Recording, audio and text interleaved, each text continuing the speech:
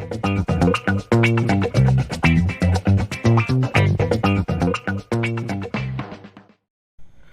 Guys, welcome to Cafepedia. और video start होने से पहले मैं बता दूं कि अगर आपने अगर आप क्लास 10th से क्लास 11th में मूव किए हो, यानी कि आपकी रिजल्ट आने वाली है क्लास 10th की, तो आप एक बार ज़रूर चैनल को खोल के चैनल के वीडियोस चेक करो। क्लास 11th के लिए मोस्ट इंपॉर्टेंट वीडियोस अपलोड हो चुकी हैं और ज़्यादा वीडियोस हो रही हैं, तो प्लीज़ मेक श्योर कि आप एक बार चैनल को अच्छे से चेकआउट करो और साथ ही में सब्सक्राइब करके बेल आइकन ज़रूर दबाओ। तो अब आते हैं हम लोग इस न्यूज़ पे और इस अपडेट पे। अब देखो, अपडेट को बताने से पहले मुझे तुम्हें यह बताना पड़ेगा कि मॉडरेशन पॉलिसी का मेन सिस्टम क्या होता है।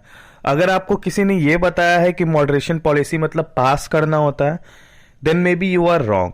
मैं आपको बताता हूं कि एक्चुअली में मॉडरेशन पॉलिसी वर्क कैसे करती है। होता क्या है कि जब आपका सारा सब्जेक्ट की कॉपी चेकिंग हो जाती है, ठीक है, अगर आपको लगता है ऐसा कि पासिंग करना है, यानी कि जब आप 5 नंबर या 6 नंबर या 7 नंबर से फेल हो रहे होते हैं और आपको पास किया जाता है, तो वो मॉडरेशन पॉलिसी नहीं कहते, उसे कहते हैं ग्रेस मार्किंग। यानी कि उसमें जो टीचर है, इन्विजिलेटर है, वो अपनी तरफ से आपको जैसे तैसे इधर उधर से नंबर दे के आपको पास कराता है। जो मॉडरेशन होता है वो लागू होता है आपके ओवरऑल मार्क्स में। यानी कि जब आपका परसेंटेज बनता है, तो आपको पता होगा, मान लीजिए आपका टोटल सब्जेक्ट 5 है, तो 500 में जितने मार्क्स आएंगे उस बेसिस पे आपका परसेंटेज बनेगा।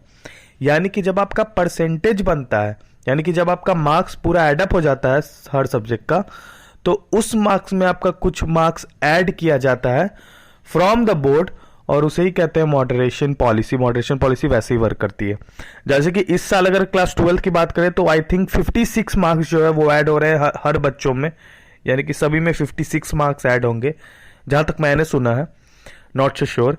पर अगर बात करें क्लास 10th वालों के जिनके एग्जाम हो चुके हैं, यानी कि जिनके एग्जाम क्लास 10th वालों के हो चुके हैं, उनके बात करें अगर क्लास 10th वाले बच्चों की, तो उनके साथ एक नाइंसाफी ये हो जाएगी कि जिन बच्चों के एग्जाम नहीं हुए थे उन्हें तो अपना स्कूल भाई फुल मार्क्स देगा, वो तो गारंटेड है। यानी कि जिनके एग्जाम नहीं हुए थे, किसी के 90% से नीचे आ गए, तब तो भाई बहुत ही अलग बात है, हो ही नहीं सकता ऐसा। तो जिनके एग्जाम हो गए थे, अगर उन्हें ऐसा लग रहा है कि वो पीछे छूट जाएंगे या फिर उनके साथ गलत हो जाएगा, तो आप बहुत गलत सोच रहे हो अभी के टाइम पे, बहुत गलत। ठीक है, सीबीएसई कभी ऐसा नहीं करेगी, ये पैंडेमिक वगैरह जो भी आया है, पर सीबीएसई या फिर कोई भी गवर्नमेंट कभी ऐसा नहीं करेगी कि कुछ बच्चों को बोर्ड के बेसिस पे अगर मार्क्स दे रही है तो उन्हें पूरा भर के उन्हें पूरा नहीं देगी, और जिनके एग्जाम्स नहीं हुए थे उन्हें पूरा भर के दे देगी। ऐसा कभी नहीं होता है, ठीक है, क्योंकि सीबीएसई को भी पता है कि भाई स्कूल जो है वो कभी कम मार्क्स भेजेगा नहीं। तो जिन बच्चे का एग्जाम हो चुका है, जिसका हैंडल सीबीएसई के पास है, यानी कि जिसका कंट्रोल सीबीएसई के पास है, कि सीबीएसई डिसाइड करेगी कि उनके क्या मार्क्स आएंगे। ऑफ कोर्स ये बात है कि सीबीएसई को मैनेज करके चलना है, यानी कि सीबीएसई को दोनों का, यानी कि आपका जिन्होंने एग्जाम दे रखा है और आपका जिन्होंने एग्जाम नहीं दे रखा है, दोनों का मार्क्स लगभग एक दूसरे से टैली करना चाहिए और एक दूसरे के साथ चलना चाहिए।